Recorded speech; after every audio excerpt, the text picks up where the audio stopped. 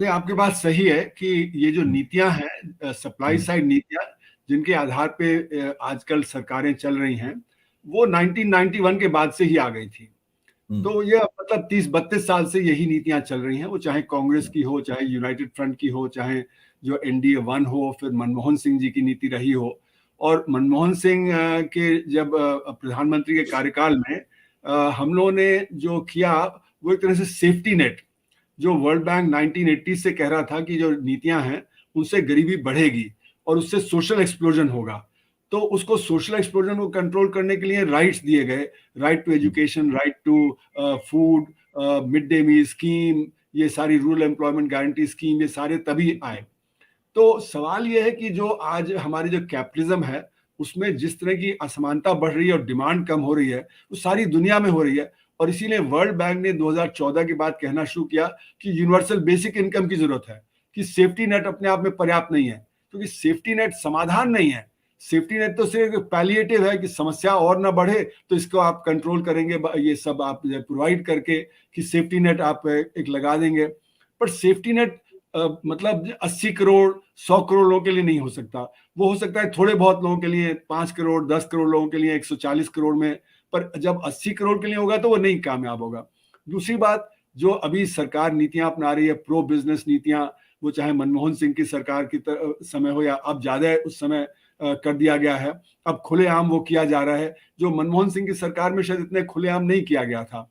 तो उससे जो असमानता बढ़ रही है, उसकी वजह से ही यूनिवर्सल बेसिक इनकम की बात वर्ल्ड बैंक भी कर रहा है। हमारे यहाँ सुब्रमण्यम थे चीफ इकोनॉमिक एडवाइजर, उन्होंने भी उसकी बात इकोनॉमिक सर्वे में रखी।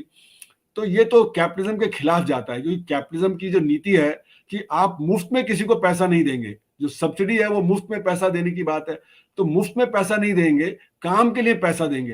पर अब वो वर्ल्ड बैंक को भी रियलाइज हो रहा है कि जितना जो ऑटोमेशन बढ़ रहा है दुनिया में, उससे रोजगार पैदा नहीं होगा, और रोजगार पैदा करने के लिए हमें कुछ और करना पड़ेगा, पर वो कैपिटल नहीं चाहता है करना।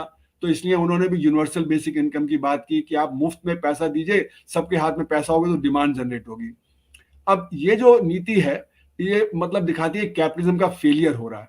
तो हमें उससे सीख के हमें अपनी नीति बदलनी चाहिए थी, लेकिन सरकार कह रही कि नहीं, हम तो इसी नीति पे चलेंगे, बल्कि और ज्यादा जो असमानता क्रिएट करेंगे, और बड़े बड़े बिजनेसेस को हम ज्यादा फायदा पहुंचाएंगे, और जो नीचे के तबके को जो छोड़ देंगे जैसे भी है। तो इससे जो हुआ है कि रेट ऑफ ग्रोथ हमारी ऑर्गेनाइज सेक्टर की बढ़ी है, अनऑर्गेनाइज सेक्टर की गिर गई है। नोटबंदी के बाद अनऑर्गेनाइज सेक्टर गिरावट पे है। तो अगर ये आप मान लें कि अनऑर्गेनाइज सेक्टर 10% की गिरावट पे है, तो हमारा रेट ऑफ ग्रोथ 6-7% नहीं है, वो -1% है इस समय। तो हमारे आंकड़े जो आते हैं जीडीपी के, जो क्वार्टरली आंकड़े आते हैं, उसमें तो असंगठित क्षेत्र करीब करीब ना के बराबर होता है। एग्रीकल्चर होता है, पर एग्रीकल्चर को भी ये मान लिया जाता है कि जो हमारा टारगेट फुलफिल हो गया, जबकि इस साल हमारा टारगेट फुलफिल नहीं हुआ। आपने देखा कि जब मार्च अप्रैल में भयंकर गर्मी आ गई, गेहूं की फसल कम हो गई, फ्रूट्स एंड वेजिटेबल्स में गिरावट आ गई, मिल्क में गिरावट आ गई। तो 3% की ग्रोथ रेट कैसे आ गई? उसी तरह सेकंड क्वार्टर में 4.5% की ग्रोथ दिखा दी। अब वहां पे 4.5% की ग्रोथ कैसे हो सकती है? क्योंकि जब जून जुलाई अगस्त में जो पैडी ग्रोइंग एरिया है, वहां पे बारिश कम हुई, उनका एकरेज कम हो गया। फिर अक्टूबर नवंबर में बारिश ज्यादा हो गई, तो जब उससे फसल हो गई, तो गेहूं चावल की फसल भी कम हो गई। इसीलिए गेहूं और चावल रिकॉर्ड हाई पे हैं।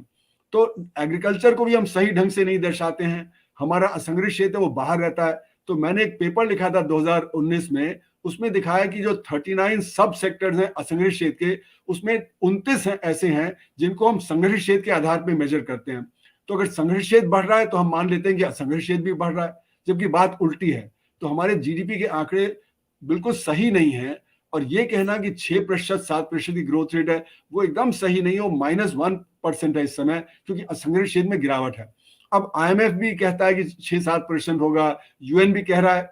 तो उसकी वजह यह है कि वो लोग डेटा नहीं गैदर करते, वो तो सरकार का डेटा लेते हैं, उसमें आधा प्रतिशत इधर उधर करके उसको इशू कर देते हैं। तो यूएन के आंकड़े भी गलत हैं, आईएमएफ के भी आंकड़े गलत हैं।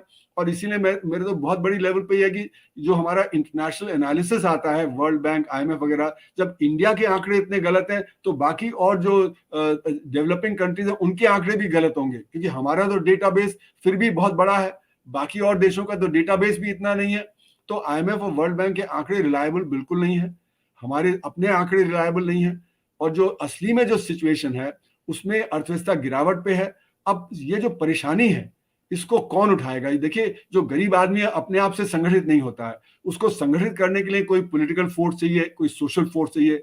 किसानों ने अपने आप को संगठित करके कम से कम 3 बिल वापस करा लिए, लेकिन वर्कर्स को कौन ऑर्गेनाइज करेगा? खासकर जो असंगठित क्षेत्र के वर्कर्स हैं, क्योंकि वहीं पे सबसे ज्यादा परेशानी है।